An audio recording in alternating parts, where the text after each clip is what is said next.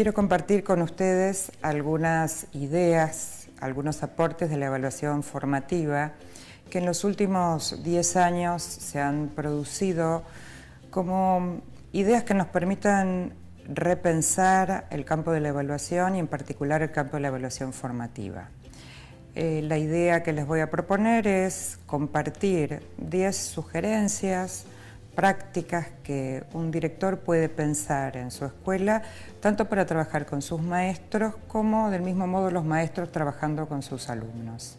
La primera sugerencia que quiero compartir de la retroalimentación es cuándo, cómo y de qué modo decimos lo que decimos. Nosotros sabemos que la retroalimentación impacta en las personas, tanto en sus aspectos emocionales como en sus aspectos cognitivos, y no es lo mismo decirle algo a alguien de buena manera que decírselo de mala manera, no es lo mismo decirle algo a una maestra en un pasillo que sentarse con calma y poder compartir, comentarle lo que uno quiere decir. También el sentido de la oportunidad. A veces uno piensa, es mejor decirle al comienzo de la jornada, cuando sale de la escuela, un viernes antes de ir a su casa. Son todas ideas que nosotros deberíamos pensar cuando decidimos ofrecer retroalimentación a un docente o a un alumno. La segunda sugerencia tiene que ver con el clima en el cual uno piensa ofrecer retroalimentación y que si nosotros pensamos un espacio y un tiempo y un modo de vincularse y de comunicarse con los docentes y con los alumnos, tenemos que pensar que este clima sea de tranquilidad, un clima no punitivo, un clima en donde el error forme parte del proceso de aprendizaje. Si no, las retroalimentaciones que ofrecemos podríamos decir que caen en el vacío, no son consideradas, no se toman en cuenta. La tercera sugerencia tiene que ver con hacer explícitos los criterios, los estándares, las expectativas de logro, depende cómo sean definidos en cada jurisdicción, de tal manera que los docentes sepan qué se espera de ellos, los alumnos sepan qué se espera de ellos y estos criterios, estos modos de enunciar lo que se espera sean públicos y compartidos. La cuarta sugerencia está vinculada con la anterior porque tiene que ver otra vez con los criterios. Los especialistas dicen que sería bueno compartir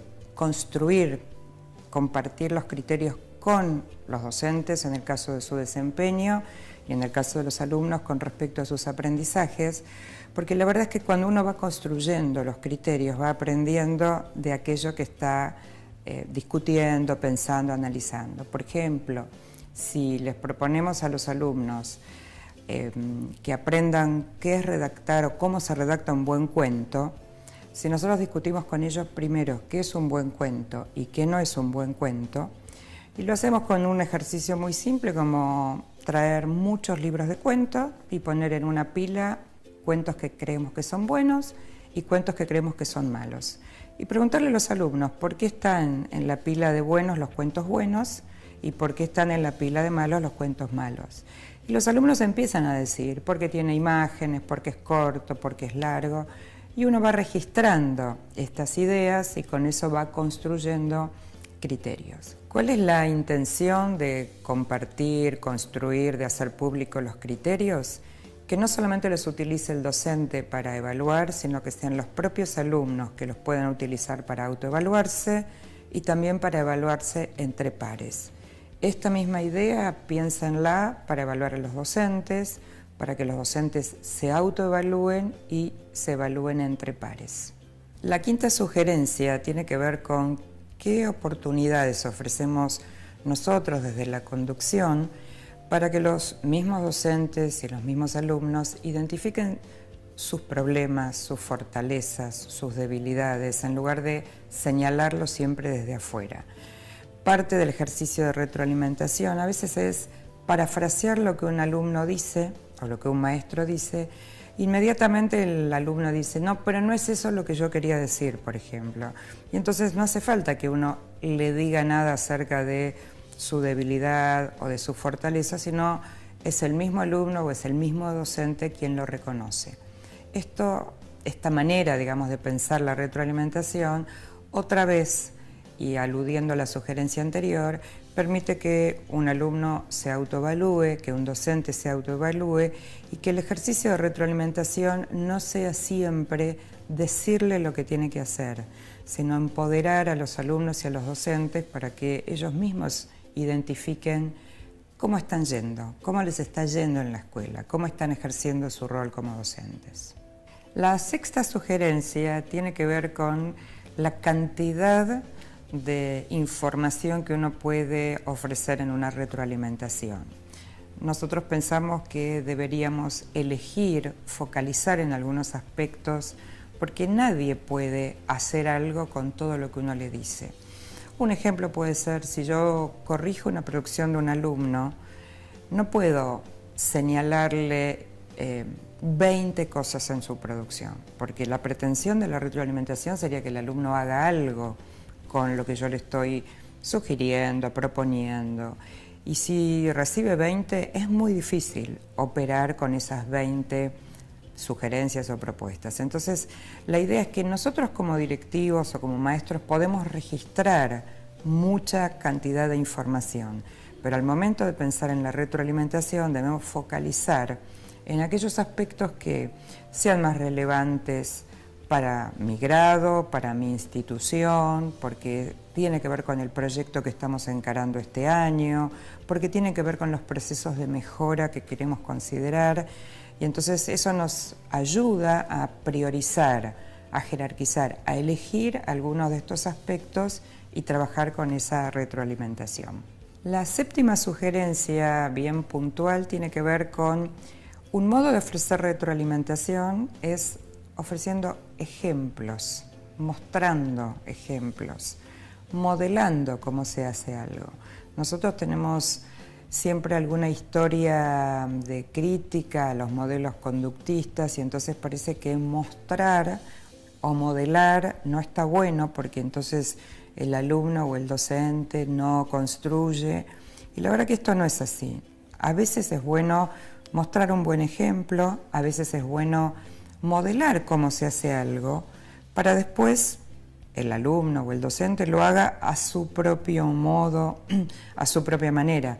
Pero esta idea de piensen cómo lo harían, por ejemplo, y no ofrecer ningún ejemplo, muchas veces deja en el camino a muchos alumnos o a los docentes sin saber exactamente cuál es la propuesta.